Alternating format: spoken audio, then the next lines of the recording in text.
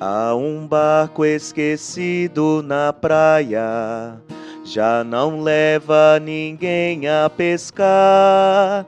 É o barco de André e de Pedro que partiram pra não mais voltar.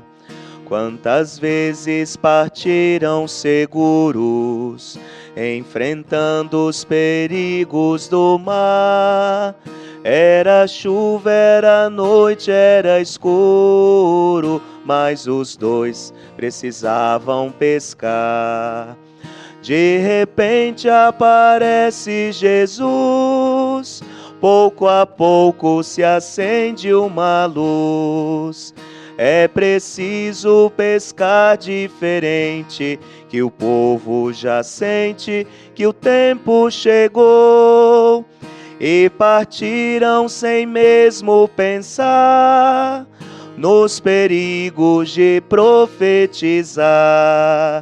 Há um barco esquecido na praia, um barco esquecido na praia, um barco esquecido na praia. Muito bom dia, meus amados irmãos e irmãs. Bem-vindos à nossa comunidade em oração desta quinta-feira, dia 28 de agosto. Com muita alegria acolhemos a cada um de vocês para juntos prestarmos esse nosso louvor matinal ao Senhor. Aqui colocando a nossa vida, a vida daqueles pelos quais nós queremos rezar e sobretudo pedindo ao Senhor vigilância, a capacidade de sermos aqueles que esperamos sempre no Senhor. É tão bom quando nós, na nossa oração confiante, nos abandonamos no coração de Deus. E lá o Senhor vai trabalhando, moldando a nossa vida e, sobretudo, dando-nos a graça sempre de sermos homens e mulheres melhores. E no dia de hoje nós temos um exemplo de um santo que nos ajuda muito a compreender o caminho de Deus. Cada um a seu tempo, cada um a seu momento, é convidado a segui-lo. E hoje nós celebramos Santo Agostinho, bispo e doutor da Igreja. Aurélio Agostinho nasceu no dia 13 de novembro de 354, na cidade de Tagaste, hoje região da Argélia, na África. Era o primogênito de Patrício, um pequeno proprietário de terras pagão. Sua mãe, ao contrário, era uma devota cristã, que agora celebramos como Santa Mônica, aquela que celebramos no dia de ontem. Mônica procurou criar o filho no seguimento de Cristo. Não foi uma tarefa fácil. Aliás, ela até adiou seu batismo, receando que ele o profanasse. Mas o exemplo do provérbio que diz que a luz não pode ficar oculta, ela entendeu que Agostinho era essa luz. Aos 16 anos de idade, na exuberância da adolescência, foi estudar fora de casa. Na oportunidade, envolveu-se com a heresia maniqueísta e também passou a conviver com uma moça cartaginense que lhe deu em 372 um filho, a Deodato. Assim era Agostinho, um rapaz inquieto, sempre envolvido em paixões e atitudes contrárias aos ensinamentos da mãe e dos cristãos. Possuidor de uma inteligência rara, depois da fase de desmandos da juventude, centrou-se nos estudos e formou-se brilhantemente em retórica. Excelente escritor, dedicava-se à poesia e à filosofia. Procurando maior sucesso, Agostinho foi para Roma, onde abriu uma escola de retórica. Foi convidado para ser professor dessa matéria e de gramática em Milão. O motivo que o levou a aceitar o trabalho em Milão era poder estar perto do agora santo bispo Ambrósio, poeta e orador, por quem Agostinho tinha enorme admiração. Assim, passou a assistir aos seus sermões. Primeiro, seu interesse era só pelo conteúdo literário da pregação, depois pelo conteúdo filosófico e doutrinário. Aos poucos, a pregação de Ambrósio tocou seu coração e ele se converteu, passando a combater a heresia maniqueísta e outras que surgiram. Foi batizado junto com o filho Adeodato pelo próprio bispo Ambrósio na Páscoa do ano de 387, portanto, com 33 e 15 anos de idade, respectivamente. Nessa época, Agostinho passou por uma grande provação. Seu filho morreu. Era um menino muito inteligente, a quem dedicava muita atenção e afeto. Decidiu, pois, voltar com a mãe para sua terra natal, a África, mas Mônica veio a falecer no porto de Ostia, não muito distante de Roma. Depois do sepultamento da mãe, Agostinho prosseguiu a viagem, chegando a Tagaste em 388. Lá decidiu-se pela vida religiosa e, ao lado de alguns amigos, fundou uma comunidade monástica, cujas regras escritas por ele deram depois a origem a várias ordens, femininas e masculinas. Porém, o então bispo de Hipona decidiu que a luz não devia ficar oculta e convidou Agostinho para acompanhá-lo em suas pregações, pois já estava velho e doente. Para tanto, ele consagrou Agostinho sacerdote e logo após a sua morte, em 397, Agostinho foi aclamado pelo povo como novo bispo de Hipona.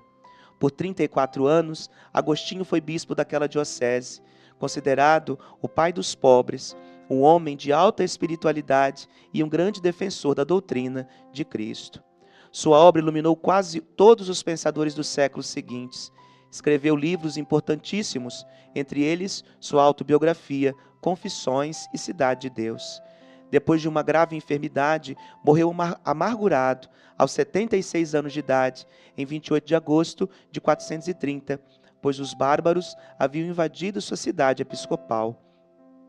Em 725, o seu corpo foi trasladado para Pávia, Itália, sendo guardado na igreja São Pedro do Céu de Ouro, próximo do local de sua conversão.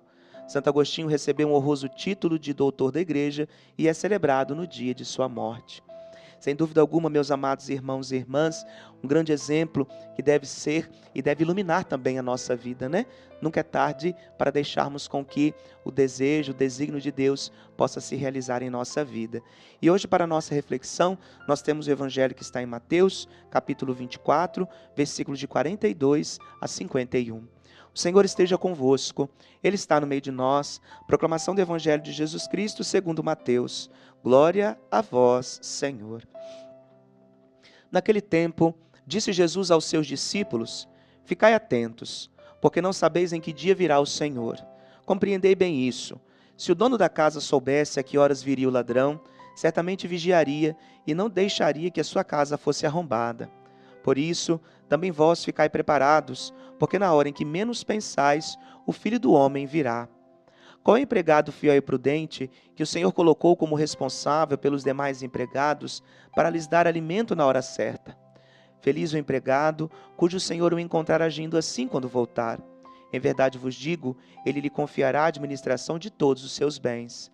Mas se o empregado mal pensar, meu senhor está demorando, e começar a bater nos companheiros, a comer e a beber com os bêbados, então o senhor desse empregado virá no dia em que ele não espera e na hora que ele não sabe. Ele o partirá ao meio e lhe imporá a sorte dos hipócritas. Ali haverá choro e ranger de dentes. Palavra da salvação. Glória a vós, Senhor. Sem dúvida, meus amados irmãos e irmãs, a vida do cristão ela é uma vida de esperança. Aquela espera saudável, aquela espera de fato criativa, ousada, que nos faz sempre querer trilhar o caminho de Deus. Ontem nós celebrávamos Santa Mônica e Mônica esperou ansiosamente pela conversão de seu filho. Mônica viveu a esperança de um dia poder perceber em seu filho tudo aquilo qual é o desejo de Deus. Quantas vezes nós deixamos de esperar por uma ansiedade de querer as coisas sempre para ontem, de querer fazer as coisas sempre antes e de muitas vezes não deixar com que o tempo mostre para nós aquilo que de fato é necessário e indispensável para a nossa vida. Aqui, nesta parábola, nesta fala de Jesus com os seus discípulos, é muito claro, é preciso vigiar e cuidar bem daquilo que Deus deixou para nós. E aí a primeira pergunta que eu faço é: como temos cuidado da nossa vida? O primeiro lugar é cuidar da vida da gente. E depois, como eu tenho cuidado da vida de meu irmão? Como eu tenho cuidado da família que Deus me deu? Como eu tenho cuidado e honrado a minha comunidade de fé? Como que eu tenho zelado por aqueles os quais eu não conheço? Como eu tenho cuidado daqueles os quais eu não amo ainda o suficiente? São muitas perguntas, mas um só é o objetivo: zelar por aquilo que é de Deus. Isso fica muito claro nessa leitura, porque quando o administrador deixa alguém responsável por tudo, significa dizer que nós precisamos prestar conta depois. A nossa vida não é nossa, A vida dos irmãos também não é nossa.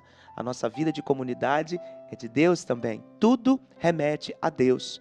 Então, por isso, hoje, aqui, nesse sentido de vigilância, que parte de um serviço e de um cuidado, como nós temos honrado aquilo que Deus deixou para nós. Só gostaria que nós pensássemos com muito carinho para que a nossa vida não caia num vazio estéril. Talvez naquilo que, por muitas vezes, nos faz olhar com desesperança ou nos faz olhar com desconfiança para o mundo. Não, confiemos e olhemos para o mundo com esperança. Esse é o pedido para hoje e que a bondade de Deus nos ajude, nos inspire para que nós cada vez mais possamos ser assim, tá bem? E que a exemplo de Santo Agostinho, de Santa Mônica, nós possamos ser homens e mulheres vibrantes na vida e perseverantes sempre na oração. No dia de hoje, nós nos alegramos com a Eloá Mota, com a Neuza Andreata Viegas e com a Luciana Bigatti, que faz aniversário. Os meus votos de muita saúde e muitas bênçãos a cada uma de vocês. O Senhor esteja convosco, Ele está no meio de nós. Por intercessão de Santo Agostinho, abençoe-vos o Deus Todo-Poderoso, Pai e Filho e Espírito Santo. Amém. Muitíssimo obrigado pela sua companhia. Desejo a você uma excelente quinta-feira e amanhã estaremos de volta com a graça de Deus. Um grande abraço. Quantos barcos deixados na praia, entre eles o meu deve estar. Era o barco dos sonhos que eu tinha, mas eu nunca deixei de sonhar. Quantas vezes enfrentei o perigo, no meu barco de sonho a singrar.